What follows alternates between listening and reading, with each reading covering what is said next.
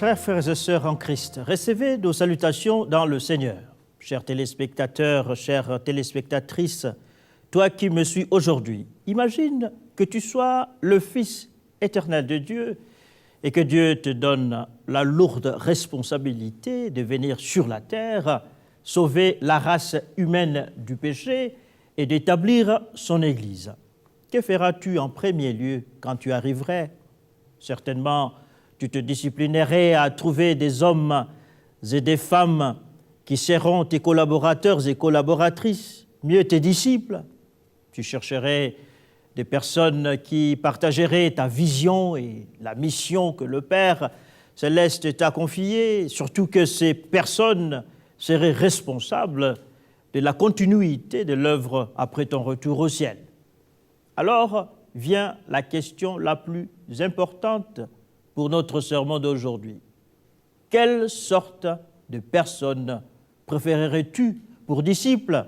Quelle sorte de collaborateurs et collaboratrices choisirais-tu si tu es comme moi et que tu crois aux théories et à la sagesse commune du leadership moderne? Certainement, tu commencerais ta quête pour les disciples, non pas dans quelques villages reculés de la Galilée, non.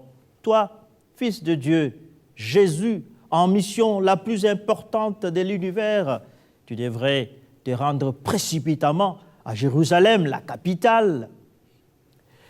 Et à Jérusalem, tu devrais obligatoirement visiter les écoles rabbiniques, là où l'on forme les meilleurs théologiens et exégètes juifs qui sont profondément versés dans l'étude de la Torah, la loi de Dieu.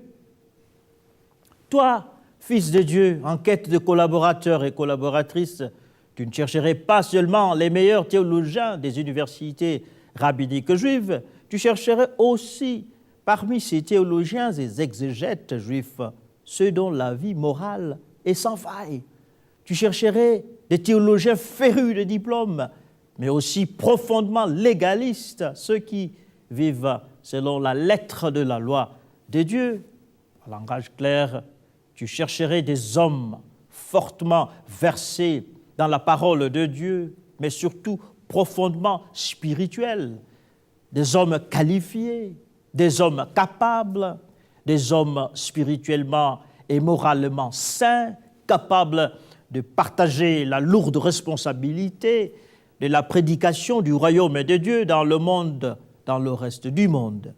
Mes chers frères et sœurs en Christ, en lisant dans l'évangile de Marc, j'ai remarqué que Jésus, le seul et vrai Fils de Dieu, en venant dans le monde, n'a pas suivi les chemins de la sagesse humaine que nous venions de montrer.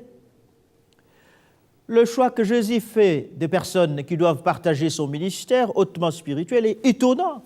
Lisons dans l'évangile de Marc, au chapitre 2, les versets 13 à 17. La Bible, en français courant, nous relate l'histoire suivante. Jésus retourna au bord du lac de Galilée, une foule des gens venait à lui et il leur donnait son enseignement. En passant, il vit Lévi, le fils d'Alphée, assis au bureau des impôts. Jésus lui dit « Suis-moi ». Lévi se leva et le suivit. Jésus prit ensuite un repas dans la maison de Lévi.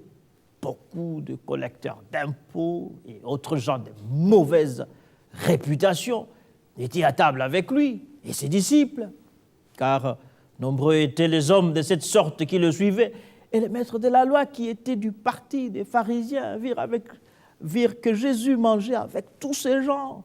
Ils dirent à ses disciples, « Pourquoi mange-t-il avec les collecteurs d'impôts et les gens de mauvaise réputation ?» Jésus les entendit, leur déclara, « Les personnes en bonne santé n'ont pas besoin de médecins. Ce sont les malades qui en ont besoin. Je ne suis pas venu appeler ceux qui s'estiment justes, mais ceux qui se sentent pécheurs. » Marc chapitre 2, versets 13 à 17. Chers bien-aimés, si nous suivons le développement de l'histoire de Jésus, selon l'évangile de Marc, Lévi, autrement appelé Matthieu, est le 5e disciple choisi par le Christ pour rejoindre son groupe.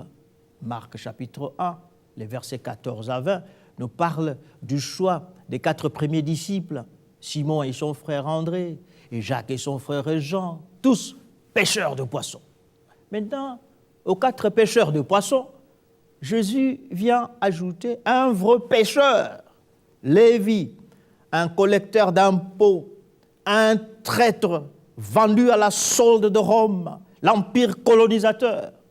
En effet, dans l'imaginaire religieux de l'époque de Jésus, il n'y avait pas d'homme plus scélérat et corrompu que les collecteurs d'impôts. Ces Juifs travaillaient pour le compte de Rome, pour rançonner leurs patriotes et les délester de tout leur avoir. Les collecteurs d'impôts étaient des collaborateurs de l'opprimeur. Ils étaient donc des ennemis publics numéro 1. Il était du devoir de tout juif et pieux d'éliminer de telles personnes, s'il était possible. Mais voilà que selon notre histoire, c'est vers un tel homme que se rend Jésus pour lui demander de rejoindre son groupe et de participer à la mission du salut du monde. Le texte que nous avions lu nous dit que dès que Lévi a entendu l'appel du Seigneur, il a tout abandonné, c'est-à-dire qu'il a quitté son travail et sa vie d'affameur du peuple pour suivre le Seigneur Jésus-Christ. Et pour montrer son attachement au Seigneur et à sa reconnaissance, Lévi, Matthieu, organise une fête et invite Jésus et ses disciples, parce qu'il venait fraîchement d'être appelé par le Christ. Lévi n'avait pas d'autres amis à appeler, à prendre part à sa fête, que ses amis escrocs comme lui. La fête organisée par Lévi en l'honneur du Seigneur était remplie d'escrocs et d'affameurs du peuple, personnes qui écumaient les rues et la ville de Jérusalem. Pire, Jésus avait volontairement choisi de partager et de s'asseoir, de partager la nourriture avec ces pécheurs, ces escrocs, ces affameurs de peuple, ces bandits des grands chemins. Chers frères et sœurs, en voyant où le Christ était assis et les personnes avec lesquelles il prenait sa nourriture, les pharisiens, c'est-à-dire les chefs religieux de l'époque qui assistaient à la même fête sursautèrent, ils ne pouvaient contenir leurs indignations. Alors, ils firent connaître aux disciples, aux amis de Jésus, que sa présence au milieu des escrocs et bandits était inacceptable.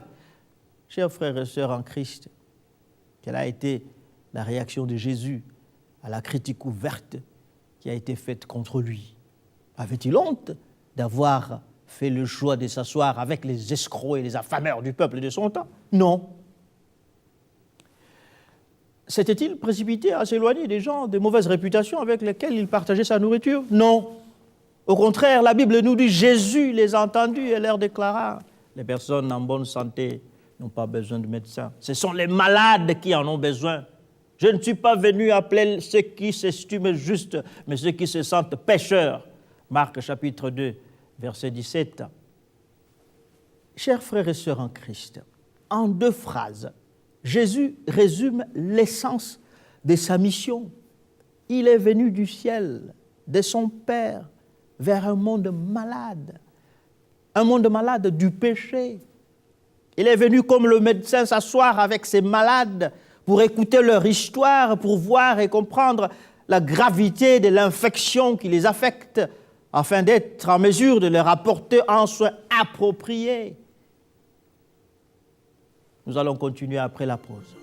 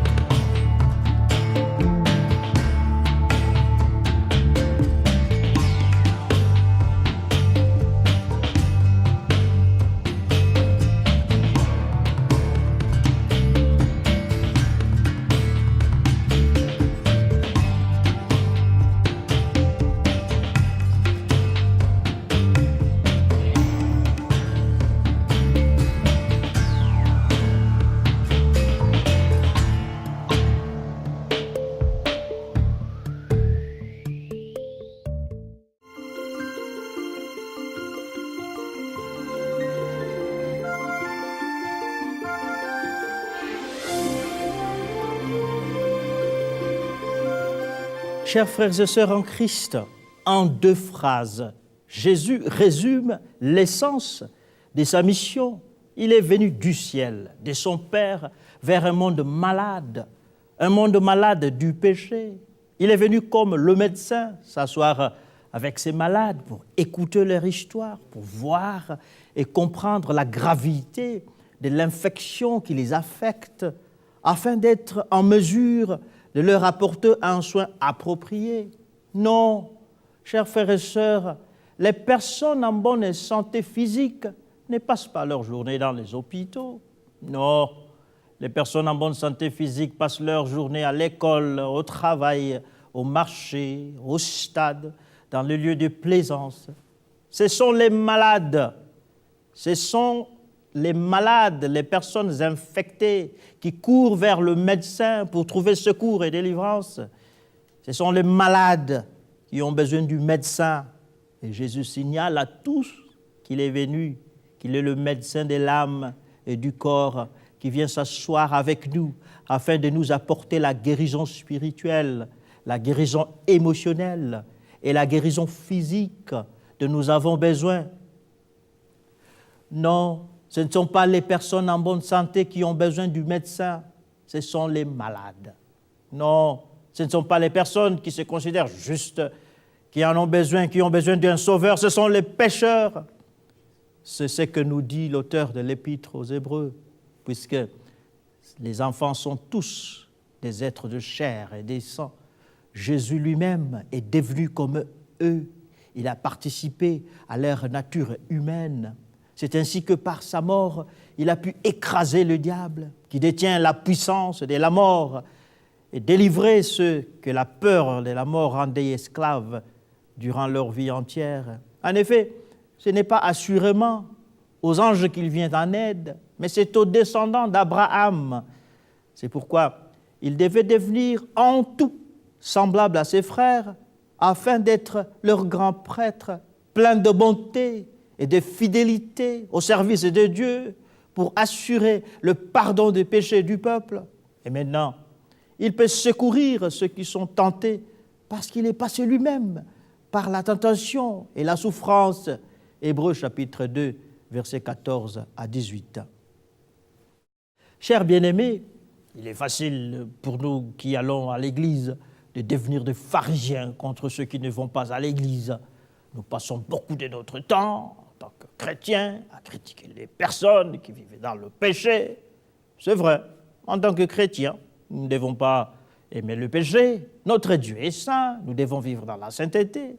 Mais si la Bible nous dit que Dieu est le péché, nulle part dans la Bible nous dit que Dieu a de la haine pour les pécheurs. Non, au contraire, la Bible nous dit dans Jean chapitre 3, verset 16, « Car Dieu a tant aimé le monde qu'il a donné son Fils unique afin que quiconque croit en lui ne périsse pas, mais qu'il ait la vie éternelle. » L'apôtre Paul dit dans Romains chapitre 5, verset 8, « Mais Dieu prouve son amour envers nous, en ce que lorsque nous étions encore de pécheurs, Christ est mort pour nous. » Chers bien-aimés, la Bible nous dit clairement que Dieu n'a pas commencé à nous aimer après que nous ayons reçu son Fils Jésus-Christ comme notre Sauveur et Seigneur personnel. Au contraire, la Bible nous dit que Dieu nous a aimés pendant même que nous étions encore dans notre péché. En d'autres termes, Dieu n'a pas attendu que nous devenions des saints avant qu'il ne puisse commencer à nous aimer. Pendant que nous étions encore rebelles, Dieu nous a manifesté son amour en envoyant son Fils Jésus-Christ mourir sur la croix pour nos péchés. Chers bien-aimés, le Seigneur Jésus-Christ ne nous enseigne pas dans Marc 2, 13 à 17 à nous asseoir avec des pécheurs et à imiter leur mode de vie de pécheurs. Non, Jésus-Christ a accepté de partager la nourriture avec des pécheurs sans adopter leur vie de péché. Dieu nous demande d'aimer le pécheur, mais de haïr son péché. Chers bien-aimés, ce que le Seigneur Jésus-Christ nous enseigne est très important. Nous passons beaucoup de notre temps à critiquer les autres. Nous passons beaucoup de notre temps à juger les autres. Nous passons beaucoup de notre temps à condamner les autres. Nous ne condamnons pas seulement les non-chrétiens, nous critiquons, nous jugeons et nous condamnons nos frères et sœurs en Christ. Certainement, Dieu ne nous demande pas d'être indifférents au péché des autres, mais quand bien même les autres pêchent, nous devrions les approcher avec amour et douceur et non avec un esprit de jugement et de condamnation. Chers bien-aimés, nos familles manquent la paix à cause de nos paroles de jugement et de condamnation. Les parents chrétiens passent leur temps à juger et à condamner leurs enfants. Ils surveillent leurs enfants, ils soupçonnent de tous les maux possibles. Plusieurs parents n'ont jamais eu une parole de douceur et d'encouragement pour leurs enfants. Au contraire, ils ont toujours des paroles de critique, de jugement contre leurs enfants. Plusieurs frères et sœurs de la famille ne se parlent plus à cause des paroles de jugement et des condamnations. Plusieurs membres de l'Église ne vivent plus en bons termes à cause des paroles de jugement et des condamnations prononcées contre eux. Plusieurs non-chrétiens ne veulent jamais plus entendre parler du nom de Dieu parce que les chrétiens les jugent, les condamnent et les rejettent sans cesse. Mais que nous dit le Seigneur Jésus-Christ dans Marc 2, 17 ? Le Seigneur dit qu'il n'est pas venu pour les bien portants, il est venu pour les malades. Chers frères et sœurs en Christ, qui d'entre nous ne souffre pas de la maladie du péché? Qui d'entre nous peut vraiment dire avec assurance qu'il est sans péché? Pourquoi alors, si nous sommes aussi pécheurs ou peut-être plus pécheurs que les autres, pourquoi avons-nous alors le toupet, l'audace de juger et de condamner les autres? Chers bien-aimés, le Seigneur Jésus-Christ embrasse les pécheurs, non parce qu'il aime les péchés, non, le Seigneur Jésus-Christ embrasse les pécheurs parce qu'il les aime, parce qu'il est le médecin qui a la solution pour leur maladie. Le Seigneur Jésus-Christ embrasse les pécheurs sans embrasser leurs péchés. Nous de même, nous devrions embrasser les membres de notre famille, les membres de notre quartier, les membres de notre église, les membres de notre lieu de travail, sans embrasser leurs péchés, bien sûr. Chers bien-aimés, quels sont les membres de ta famille contre lesquels tu as fait sortir des paroles de jugement et de condamnation? Si le Seigneur te remet en esprit le nom de quelqu'un que tu as rejeté à cause de leur vie de péché, aujourd'hui, le Seigneur te demande de t'humilier et de pardonner la personne. Chers spectateurs, chers téléspectateurs et téléspectatrices, toi qui m'écoutes aujourd'hui, es-tu spirituellement en bonne santé ou es-tu spirituellement malade? Si tu es spirituellement malade, si ta vie est dominée par le péché, si ta santé spirituelle est infectée par le péché qui domine ta vie, tu as besoin d'un médecin, tu as besoin d'un docteur, tu as besoin d'un sauveur.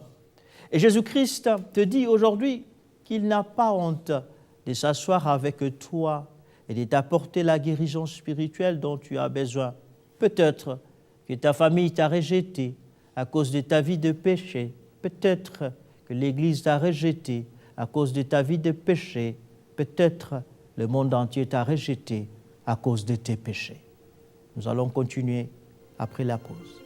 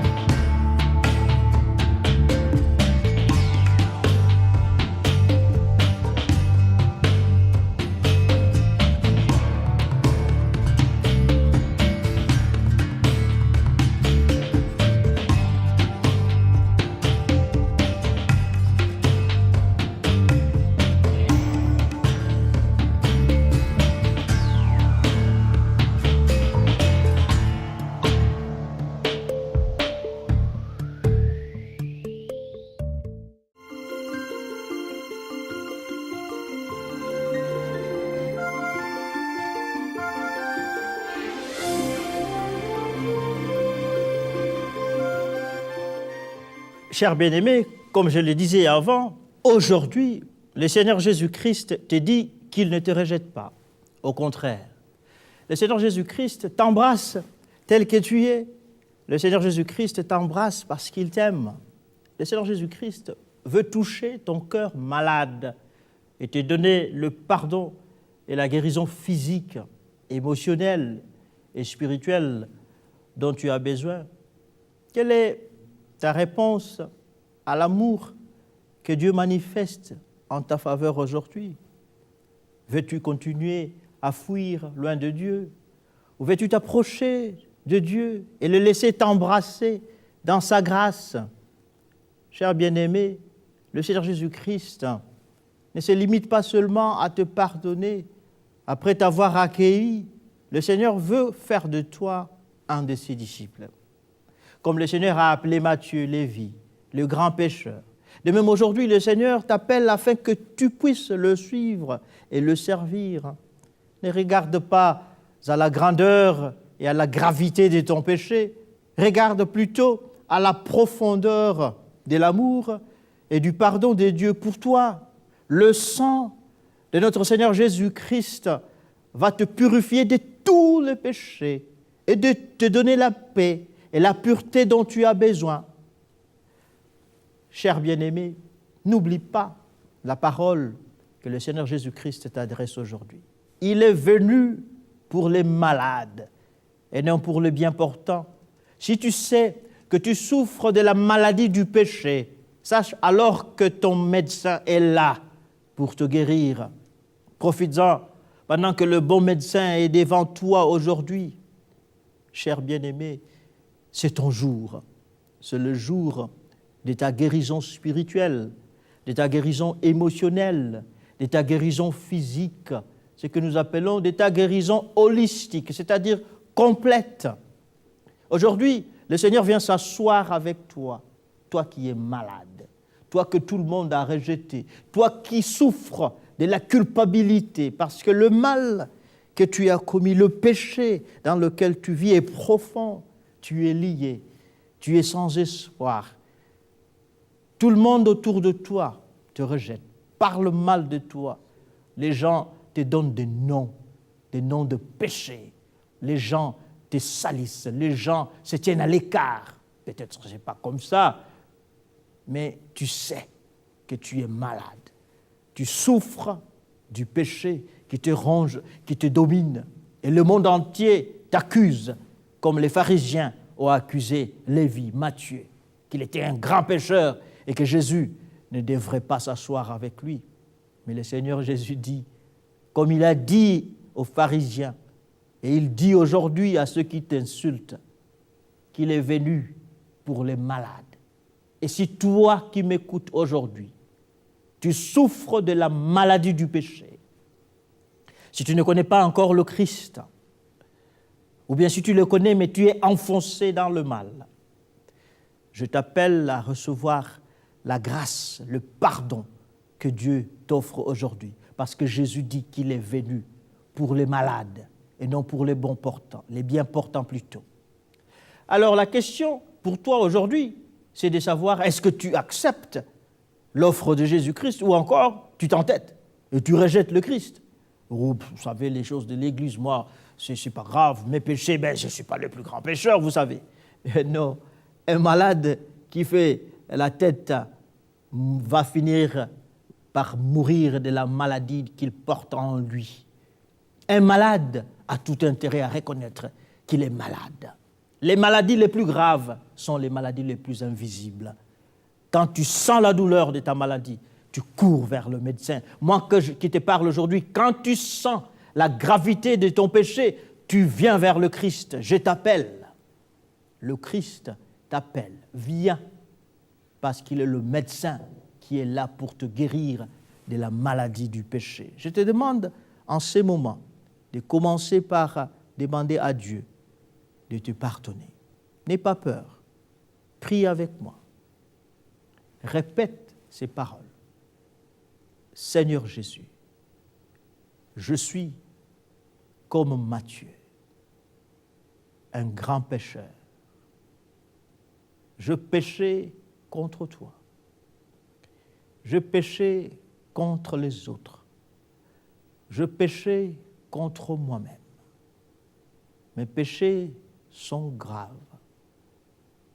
Mais Seigneur, pardonne-moi. Par ton sang, guéris-moi de la maladie du péché. Enlève l'iniquité de mon cœur. Pardonne-moi. Entre dans mon cœur. Renouvelle ma vie. Libère mon âme de la force du mal et du péché. Deviens mon sauveur. Deviens mon médecin. Guéris-moi, Seigneur. Au nom puissant de Jésus-Christ. Amen. Alors, si tu as fait cette prière de foi, je te demande de placer ta confiance en Dieu. Ne doute pas. Dieu ne joue pas avec nous. Quand Dieu dit qu'il est le médecin, il est le médecin. Je te demande alors de faire une chose. Tu vas m'écrire. Il y aura un numéro de téléphone, une adresse email. Écris-moi. Je vais chercher des pasteurs dans ton milieu qui viendront t'aider pour que tu puisses marcher avec foi devant ton Seigneur. Jésus est venu pour les malades. Au nom de Jésus. Amen.